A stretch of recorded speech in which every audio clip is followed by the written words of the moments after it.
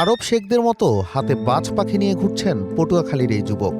আয় আয় করে ডাকতেই উড়ে এসে বসছে হাতে। তবে এটি কোনো শৌখিনতা নয়, বরং এর পেছনে রয়েছে নিঃস্বার্থ এক ভালোবাসার গল্প।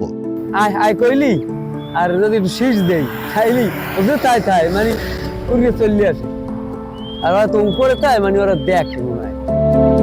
পটুয়াখালী সদর উপজেলার বদরপুর দরবার শরীফ এলাকার সোহাগ খান। পেশায় তিনি একজন মোটরসাইকেল চালক। মাস তিনেক আগে বাড়ির পাশে তালগাছের নিচে ডানা ভাঙা মুমূর্ষু অবস্থায় এই বাজ পাখিটিকে খুঁজে পান তিনি। তখন ওরা শক্তি তো দূর, বেঁচে থাকার আশাটুকুও ছিল না পাখিটির।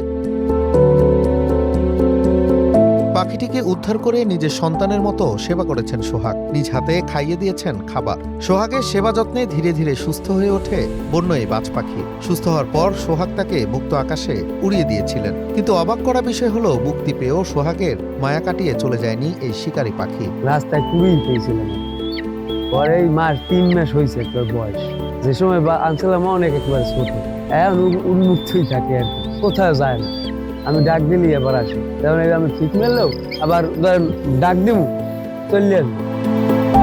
এখন সোহাগ ডাক দিলেই আকাশ থেকে ডানা মেলে পাখিটি এসে বসে তার হাতে। সোহাগ যেখানে যান তার মাথার ওপর ছায়ার মতো উঠতে থাকে প্রিয় এই সঙ্গী।